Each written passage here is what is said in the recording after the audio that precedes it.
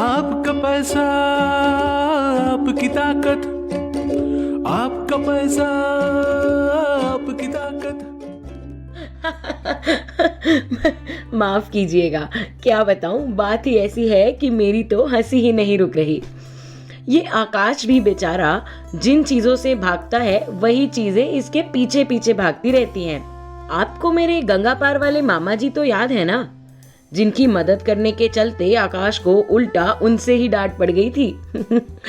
अरे वही जो हमसे लोन और निवेश की जानकारी लेने आए थे।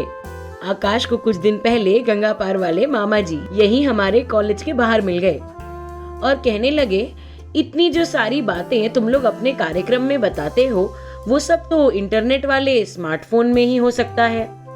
तो जरा मुझे ये बताओ कि मेरे इस छोटे से बिना डाटा वाले फोन में कैसे होगा। अब तब तो उसने जोश जोश में बोल दिया मामा जी से कि आपके फोन से भी बैंकिंग और यूपीआई का इस्तेमाल करना सब संभव है। लेकिन अब वो डर रहा है कि अब मामा जी को इतनी बातें बिना डांट खाए समझाए कैसे। बेचारा आज कॉलेज भी नहीं आया कि कहीं मामा जी ना टकरा जाए। खैर, अब हम तो आपसे वादा कर चुके थे कि आकाश सब समझा देगा कि छोटे बिना इंटरनेट वाले फोन में यूपीआई कैसे चलाते हैं। इसीलिए आकाश से सारी बात समझ के मैं आ गई हूँ आपकी मदद के लिए। तो सुनिए श्रोताओं, आप अपने बिना इंटरनेट वाले मोबाइल फोन पर भी यूपीआई चला सकते हैं और ये बिल्कुल आसान है। मैं बताती हूँ कैसे। सबसे पहले तो ध्यान रहे कि आप जिस फोन से यूपीआई का उपयोग करना चाहते हैं उसमें वही वाला सिम पड़ा हो जो आपके बैंक के खाते से जुड़ा हुआ है। अब आप अपने रजिस्टर्ड मोबाइल नंबर से *99# दबाएं। ध्यान रहे, ऐसा करने से आपके फोन से 50 पैसे कटेंगे। अब आप अपने बैंक अकाउंट का चयन कर सकते हैं। ऐसा करने के लिए आप अपने बैंक अकाउंट का नाम अपने फोन में टाइप कर सकते हैं या फिर अपने बैंक के IFSC कोड के पहले 4 अक्षर भी टाइप कर सकते हैं। इसके बाद आपको अपने ATM कार्ड के आखिरी 6 नंबर टाइप करने होंगे। ऐसा करने पर आपको संदेश प्राप्त होगा जहां आपको अपने ATM कार्ड का एक्सपायरी डेट लिखना होगा। ये एक्सपायरी डेट आपके ATM कार्ड में आगे की तरफ लिखा रहता है।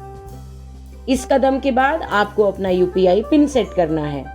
यूपीआई पिन 4 अंकों का वो पासवर्ड है जिसके बिना आप यूपीआई के द्वारा भुगतान नहीं कर सकते।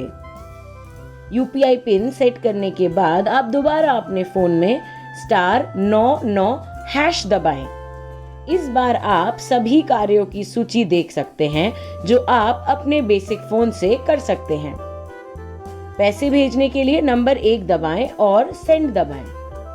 इसी तरह यूपीआई के द्वारा बैंक की बाकी सेवाओं का इस्तेमाल करने के लिए आप 1 से 7 तक कोई भी बटन दबाकर दी गई सूची में से किसी भी सेवा का इस्तेमाल कर सकते हैं।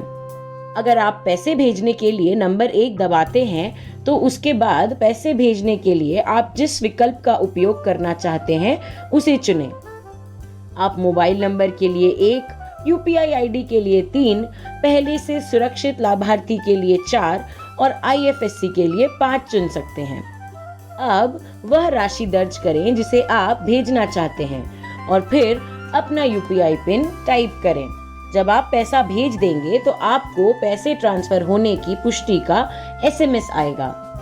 यदि आपको इस सेवा का लाभ उठाने में कोई परेशानी होती है तो अपने नजदीकी बैंक मित्र से संपर्क करें। और हाँ, अगर आप साक्षर नहीं हैं या किसी भी तरह से फोन चलाने में सक्षम नहीं हैं, तो किसी भरोसेमंद रिश्तेदार यानी आपके युवा बच्चे या भाई बहन की मदद ले सकते हैं।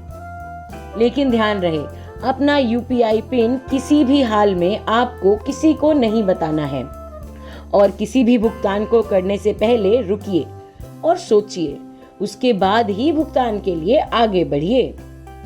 मैं आपसे और भी नई जानकारियों के साथ फिर मिलूंगी अगले सप्ताह और आकाश को भी ले आऊंगी। तब तक आप मुझे बताइए, क्या आप इस सेवा के बारे में पहले से जानते थे?